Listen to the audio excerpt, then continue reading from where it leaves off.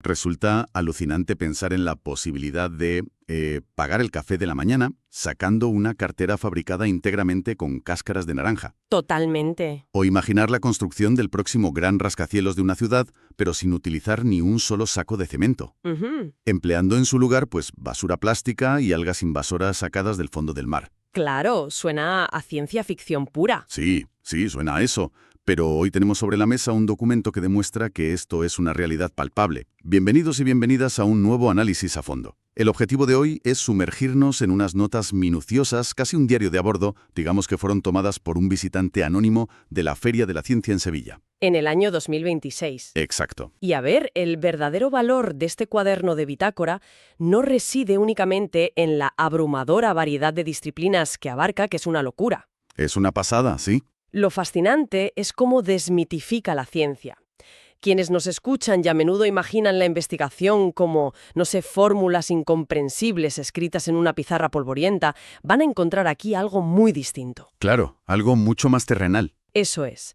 Estas notas documentan una ciencia manchada de barro, orientada a resolver crisis urgentes y a manipular esas fuerzas invisibles que rigen nuestro día a día.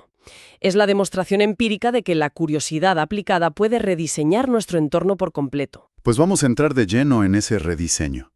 Y quiero empezar por algo que la sociedad genera sin parar: la basura. Buen punto de partida. Es increíble cómo el documento replantea por completo el concepto de residuo. Las primeras anotaciones describen un proceso para fabricar bioplásticos usando restos orgánicos súper comunes. Hablamos de cáscaras de plátano, de patata y de naranja. Sí, lo que normalmente va directo al cubo de la basura. Exactamente, que en lugar de ir al vertedero terminan convertidas en anillos o adornos. Y apuntan que añaden harina, glicerina y vinagre. A ver, entiendo la harina para dar cuerpo, pero me pregunto qué papel juegan exactamente el vinagre y la glicerina en una receta que parece más de cocina que de ingeniería de materiales. Pues es una excelente observación, porque claro, cada ingrediente tiene una función química vital. El vinagre, por ejemplo, actúa como un conservante antimicrobiano. Ah, claro, para que no se pudra. Exacto. Hay que tener en cuenta que estamos trabajando con materia orgánica cruda. Sin el vinagre, las bacterias degradarían las cáscaras mucho antes de que el plástico pudiera curarse siquiera. Tiene todo el sentido. ¿Y la glicerina? La glicerina es el plastificante. Es, digamos, la molécula que se interpone entre las cadenas de polímeros para darles movilidad. Y lo brillante de esto es que, simplemente alterando las proporciones, se controla el resultado final. O sea que puedes hacerlo más o menos duro. Eso es. Si se añade mucha glicerina, se obtiene un bioplástico tan flexible como el cuero, ideal para esa cartera de cáscaras de naranja que mencionabas al principio. Ujú. Y si se reduce al mínimo, el material se vuelve rígido, manteniendo perfectamente la forma estructural de un anillo. Es alquimia casera llevada a la escala industrial, de verdad. Totalmente. Aunque, bueno, si hablamos de escalas masivas, la receta del hormigón ecológico sin cemento que recogen las notas me dejó completamente descolocado. Esa parte es fascinante. Según el visitante, mezclaban picadura de plásticos desechados, tierra calcárea y unas algas invasoras de color pardo. Para intentar visualizar el proceso, me recuerda un poco a hacer un bizcocho. A ver. Claro, normalmente necesitas harina y huevo para dar estructura y amalgamar los ingredientes, pero aquí no hay cemento que haga de aglutinante. ¿Qué elemento de esa mezcla tan extraña está haciendo de huevo, por así decirlo? Pues el huevo, o el aglutinante principal en esta mezcla, es un compuesto llamado alginato. Alginato. Sí, que está presente de forma natural en estas algas pardas. Al mezclarse con la tierra calcárea, que aporta peso y calcio, ocurre una reacción química preciosa. El alginato de las algas se une al calcio formando alginato de calcio. Vale. Y eso lo une todo. Exacto. Esto crea una argamasa natural increíblemente resistente que atrapa los plásticos triturados, los cuales, a su vez, aportan unidad y plasticidad al bloque. Madre mía. Y fíjate, es una solución de ingeniería que ataca dos crisis medioambientales gigantescas simultáneamente. Por un lado, la industria del cemento tradicional es una de las emisoras de dióxido de carbono más voraces del planeta. Sí, contaminan una barbaridad. Así que, al eliminar el cemento, reducimos esa huella drásticamente. Y por otro lado, se utiliza como materia prima una especie invasora que está ahogando los ecosistemas costeros. Matan dos pájaros de un tiro. Totalmente. Transforman una amenaza biológica en materia de construcción. Es la definición perfecta de economía circular. Y el afán por construir el futuro no se queda en el hormigón. Las notas también relatan demostraciones de impresión en 3 dimensiones capaces de crear figuras huecas y flexibles. Geometrías imposibles de moldear de una sola pieza en el pasado, sí. Exacto. E integran esta técnica con la energía, mencionando placas solares de peróxida impresas directamente en 3 dimensiones. Sí, aunque ahí hay un problema importante. Claro, por lo que leo en el documento, el autor señala un par de obstáculos bastante graves para esta tecnología. Así es. A ver, la perovskita posee una estructura cristalina que absorbe la luz con una eficiencia abrumadora.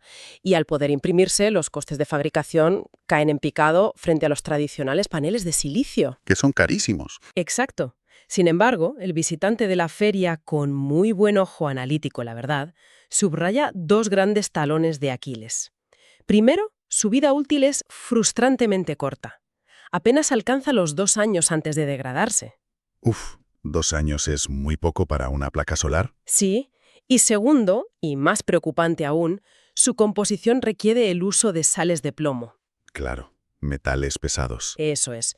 El plomo es un metal pesado altamente tóxico y, hasta el día de hoy, la química de materiales no ha encontrado un sustituto libre de toxicidad que logre replicar esa misma eficiencia de conversión energética. Pues vaya, un baño de realidad sobre lo complejo que es implementar nuevas tecnologías a gran escala. A veces parece que la innovación requiere mirar hacia atrás, fíjate. ¿Por qué lo dices? De hecho, el visitante anota cómo, para ciertas cosas, se está volviendo a métodos centenarios. Menciona el uso de cera natural mezclada con aceite de linaza para barnizar maderas y proteger metales contra la oxidación. Ah, claro. En lugar de recurrir a recubrimientos petroquímicos complejos. Exactamente. Es que, a ver, la naturaleza lleva millones de años perfeccionando sus propios polímeros y barreras protectoras. Y ese barniz orgánico nos sirve de puente ideal para analizar la siguiente gran temática de estos apuntes. Sí. Porque de construir nuestras casas o generar electricidad, el observador pasa a escudriñar los cimientos que nos dan de comer, la ciencia del suelo y la botánica más fundamental. Ese apartado es verdaderamente revelador, especialmente para quienes alguna vez han matado una planta de interior por exceso de cuidados. Creo que a todos nos ha pasado. Sí. En la feria mostraron un experimento visual para entender la composición de la tierra que pisamos. Analizaban lo que llaman el triángulo del suelo, que son arena, arcilla y limo. El limo es la materia orgánica, sí. Eso es. Explicaban que la arena y el limo acidifican el terreno, mientras que la arcilla lo vuelve básico. Y el método para separar esto en casa es absurdamente sencillo. Metes un puñado de tierra en un bote con agua destilada, agitas furiosamente y dejas que la física elemental haga su trabajo. La gravedad como herramienta de laboratorio. Tal cual. Al dejar reposar el frasco, la arena, al ser más densa y pesada, precipita rápidamente al fondo, mostrando un color más claro. El limo se acomoda en la capa intermedia. Ujú. La arcilla, formada por partículas finísimas, pues queda flotando en la parte superior. Y a partir de ahí, decantando el líquido, medían la conductividad para averiguar la concentración de sales. Sí, y utilizaban medidores para fijar el pH en una escala del 1 al 12. Las notas también documentan procesos de química analítica más rigurosos, como provocar la oxidación con permanganato para cuantificar el carbono presente. O usar la precipitación de oxalatos para descubrir los niveles de calcio y magnesio. Exacto. Pero a ver, más allá de la química profunda, lo que realmente me dejó sin palabras fue el experimento físico con el agua. Ponían diferentes sustratos en embundos para ver cómo retenían la humedad. Sí, eso es muy visual. El agua atravesaba la arena de largo, sin freno ninguno. La arcilla la retenía muy bien, pero al secarse se contraía y se transformaba en un bloque casi impenetrable. Como una piedra. Exacto. El limo orgánico, en cambio, operaba como una esponja perfecta. Y sabiendo esto, el observador anotó resultados del crecimiento de semillas en distintos medios. Aquí viene lo interesante. Sí, porque en el algodón las semillas brotaron sanas y rapidísimo. En la arena apenas asomaron por falta de agua. En la arcilla, la dureza del suelo las asfixió antes de nacer. Lógico. Pero luego estaba el compost. Aquí te tengo que pedir una explicación. Se supone que el compost es el superalimento definitivo, el paraíso de los nutrientes vegetales. Sí. Y sin embargo, las semillas plantadas en compost se pudrieron por completo y se cubrieron de moho. ¿Por qué el entorno más rico resulta ser letal? Es que, mira, Es una de las grandes paradojas de la botánica y tiene que ver con no confundir las etapas de desarrollo de un ser vivo. A ver. El error es asumir que una semilla que germina necesita nutrición externa. Una semilla es, digamos, una cápsula de supervivencia autónoma. Ah, Lleva consigo una reserva de alimento, el endospermo, diseñada específicamente para sostenerla hasta que desarrolle sus primeras hojas verdaderas. o sea que ya trae la comida de casa. Exactamente. Lo único que necesita del exterior para activar ese proceso es un entorno físico estable, oxígeno y un nivel de humedad muy preciso.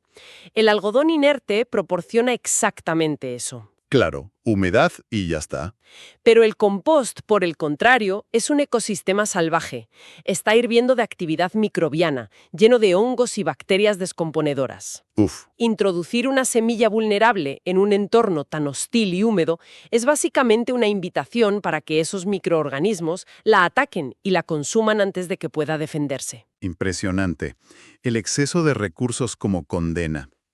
Y bueno, hablando de amenazas botánicas, el autor tomó notas exhaustivas sobre el control de plagas, centrándose en los pulgones. Los famosos pulgones. Parece que presenció una especie de arsenal táctico contra insectos ahí en la feria. Registró el uso de jabón de potasa, que básicamente derrite el exoesqueleto del pulgón matándolo en el acto. Radical. Sí, o ajo machacado, que actúa de forma más lenta pero constante. Pero te digo una cosa, mi defensa favorita es el papel de color amarillo untado con adhesivo. Engañar a un insecto explotando su instinto más básico. Es una trampa visual impecable. A lo largo de la evolución, los pulgones han aprendido a buscar el espectro de luz específico que refleja el color verde amarillento de los brotes tiernos. Claro, ¿dónde está la comida? Exacto, porque ahí es donde la savia es más accesible. Al colgar un papel de ese amarillo exacto, el insecto procesa la señal visual como un banquete irresistible. Se lanza hacia él y pues queda pegado. Vaya tela. Es control de plagas basado en neurobiología pura. Y por supuesto el visitante anota la maravilla del control biológico natural. Soltar mariquitas. Las mariquitas son letales para ellos, ¿sí? Son depredadores implacables de pulgones. Y todo esto acompañado de un apunte fascinante al mirar por el microscopio. Ah, sí, lo de las patas. Resulta que, a pesar de su aspecto de pequeña gota verde, los pulgones poseen unas patas desproporcionadamente largas en relación a su cuerpo. Qué curioso. Y ese nivel de observación microscópica también lo aplicó a la química de las plantas en una visita que hizo al Instituto de la Grasa. Se interesó por la extracción de antocianinas. Eso es, el técnico de laboratorio le aconsejó usar agua hirviendo a 100 grados y evitar a toda costa el alcohol para extraer el color. Aparentemente el alcohol es demasiado destructivo. Totalmente. Y tiene su lógica química. El alcohol disuelve los lípidos de las paredes celulares, rompiendo la estructura completa de la célula. O sea, que lo destroza todo. Sí, al hacer esto no solo extraes el pigmento, sino una amalgama de impurezas indeseadas que ensucian la muestra por completo. El agua caliente es mucho más selectiva. Claro, claro. Y esa agudeza analítica le lleva a dejar constancia de pequeños detalles de laboratorio, como que el alcohol desnaturalizado común es en realidad una mezcla de etanol e isopropanol, o cómo se clasifican las grasas vegetales según su estructura molecular, en poliinsaturadas, monoinsaturadas o saturadas. Sí, un nivel de detalle increíble. Y deja un apunte sobre botánica de supervivencia extrema tras hablar con un científico de Paraguay sobre la yuca. Ojo con la yuca. Resulta que esta raíz, que es básica en la dieta de millones de personas, es una trampa mortal si no se procesa bien. Sí. Tiene 2 capas de piel repletas de cianuro. Madre mía. Así es. Para comerla de forma segura el proceso es exhaustivo. Un pelado profundo, lavados múltiples y sobre todo un hervor prolongado para lograr que esos compuestos tóxicos se descompongan y se evaporen. Y esa misma energía que las plantas usan para crear toxinas o azúcares nos lleva, de forma natural, a la siguiente sección del cuaderno. ¿Cómo manipulamos nosotros la energía y las fuerzas físicas a nuestro antojo? El documento plasma una verdadera fascinación por hacer visible el paso de la energía de una forma a otra. Enumera una serie de demostraciones conectadas en cadena que son una pasada. Sí. Por ejemplo, un motor eléctrico que hace girar un molino, el cual empuja a un segundo molino que acaba encendiendo una luz. O paneles solares disociando moléculas de agua en hidrógeno y oxígeno puros para alimentar celdas de combustible. Y anota fenómenos a todas las escalas. Habla de la electricidad estática generada al frotar lana contra un tubo de PVC o la belleza termodinámica de un motor Stirling. Que se mueve únicamente por el calor que desprende la llama de un mechero de alcohol. Exacto, es hipnótico.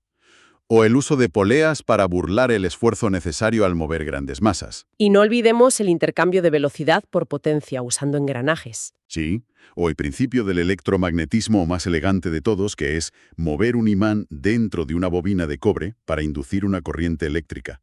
Una corriente capaz de alterar la posición de una brújula a distancia. Todo remite a esa idea rectora de que la energía simplemente fluye y se transforma. Y mira, aquí llegamos a una de las transformaciones más alucinantes del documento, centrada en el futuro de los combustibles. Sí, esto es tela marinera. Hablan de usar catalizadores organometálicos. Dicen que pueden coger el dióxido de carbono del aire, o sea, el mismo gas que está calentando el planeta, y convertirlo en hidrocarburos. ¿Así es? Pero a ver, ¿cómo es posible que un trozo de metal logre hacer semejante truco de magia molecular? Es pura arquitectura química. El proceso comienza inyectando hidrógeno y haciéndolo reaccionar con el dióxido de carbono. Esta primera etapa rompe la molécula de CO2, produciendo agua y monóxido de carbono. El monóxido de carbono se expone a más hidrógeno en presencia de ciertos metales que actúan como, digamos, moldes o plataformas de ensamblaje. Ajá. Si el metal utilizado es hierro, la reacción se detiene rápidamente, ensamblando metano. Pero si usan una combinación de níquel y cobre, estos metales facilitan que los átomos de carbono se enlacen entre sí, formando cadenas más largas. Creando hidrocarburos líquidos. Exactamente. Es, en esencia, revertir el proceso de la combustión, tomar el humo de un tubo de escape y reorganizar sus átomos para volver a fabricar gasolina. Es asombroso cómo intentamos domar los ciclos de la materia, algo que, fíjate, contrasta irónicamente con una estación meteorológica analógica que el autor describe un poco más adelante. Sí, es un salto curioso. Tenía registradores mecánicos de temperatura que dibujaban sobre papel como si fueran sismógrafos, termómetros de temperaturas extremas y un pluviómetro pendular. Pero lo que capturó toda su atención fue una esfera de cristal puro. ¡Qué maravilla de instrumento! Una lente esférica perfecta, diseñada para medir la radiación solar concentrando la luz del sol hasta quemar una tira de cartón. Evaluando la profundidad del surco quemado, sabían cuánta energía solar había impactado la Tierra a cada hora. Detengámonos en esa imagen un momento. Esa lente de cristal quemando cartón y las sofisticadas placas solares de perovskita o las celdas de hidrógeno que comentábamos antes persiguen exactamente el mismo objetivo humano. Claro, aprovechar el sol. Desde hace siglos, nuestra especie está obsesionada con medir y capturar el gigantesco poder del Sol. Hemos evolucionado desde concentrar la luz usando geometría y óptica bruta a intentar cazar fotones individuales alterando estructuras cristalinas a nivel molecular.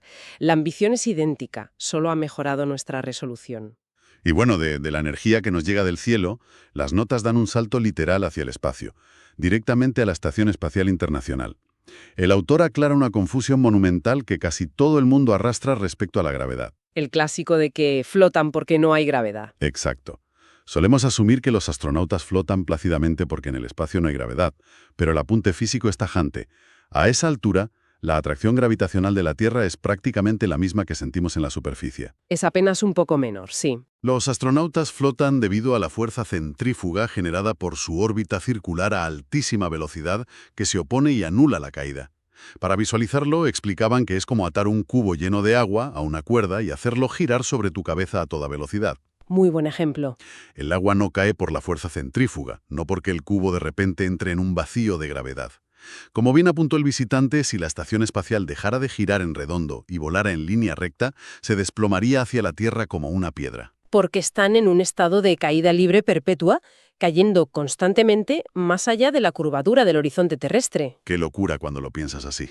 Y hablando de curvaturas infinitas y patrones subyacentes, el observador registró algo hermoso en la zona de matemáticas visuales: la formación de fractales de Mandelbrot mediante la electrólisis de sulfato de cobre. Uy, eso me encantó leerlo. Al aplicar una corriente eléctrica a la disolución, los átomos de cobre puro comienzan a depositarse en el cátodo.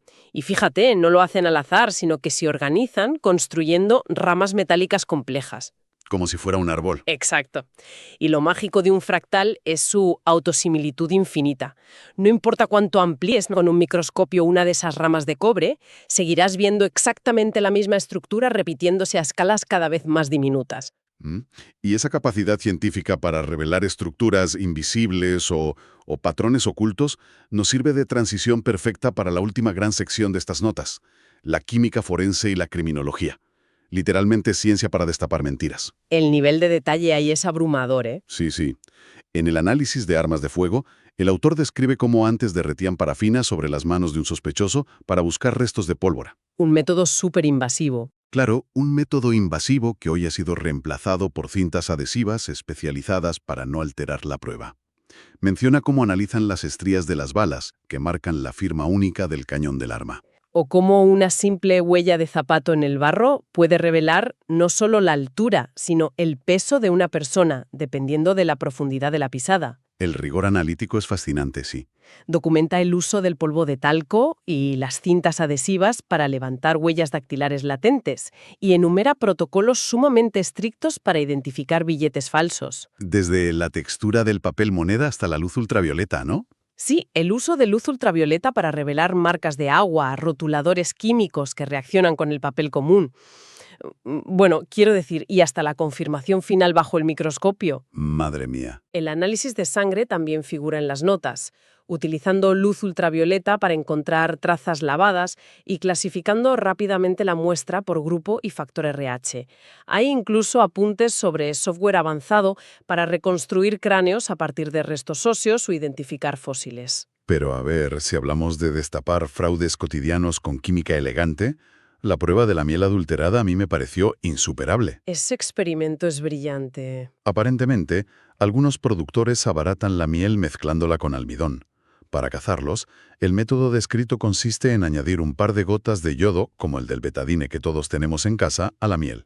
Si la miel es pura, no ocurre nada dramático. Claro. Pero si contiene almidón, el yodo reacciona uniéndose a sus moléculas para formar un complejo que absorbe la luz de tal manera que la mezcla se vuelve de un color negro intenso y delator. Es la prueba definitiva. Magia química. Sí, pasa algo similar con los alcoholímetros policiales antiguos que vi en la exposición.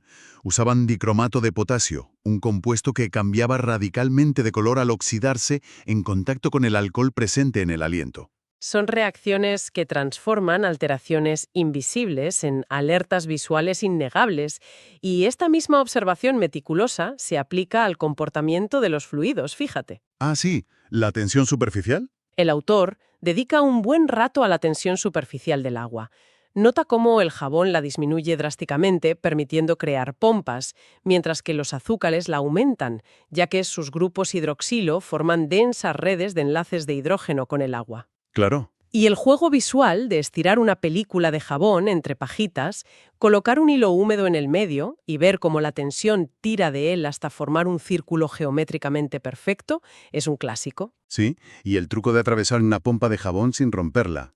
Exacto, que solo requiere recubrirte el dedo con jabón previamente para no quebrar la frágil matriz lipídica de la burbuja. Es casi magia visual de laboratorio, una descripción que encaja perfectamente con el apunte sobre las cianotipias. Por el nombre asusta, sueña a compuestos muy tóxicos, pero el proceso descrito parece alquimia fotográfica pura del siglo XIX. Totalmente. Consiste en mezclar ferricianuro de potasio con citrato de hierro 3 y amonio, obteniendo un líquido que al pintar un papel grueso en la oscuridad lo deja de un tono amarillento. Si colocas una llave o una hoja encima y lo sacas al sol, la luz ultravioleta reduce el hierro invisiblemente. Y ahí viene la magia. Exacto. Al lavar el papel con agua, las zonas expuestas se transforman de golpe en un pigmento insoluble de un azul intenso y profundo, el famoso azul de Prusia, dejando la silueta del objeto en blanco puro. Es usar química para atrapar sombras, literalmente. De hecho, el autor subraya la increíble versatilidad visual de las sales férricas. Al mezclarlas con sulfocianuro en lugar de amonio, se obtiene instantáneamente un líquido de un color rojo sangre espectacular. Parecen trucos de ilusionismo. Y la experimentación visual no se detiene ahí, ¿eh?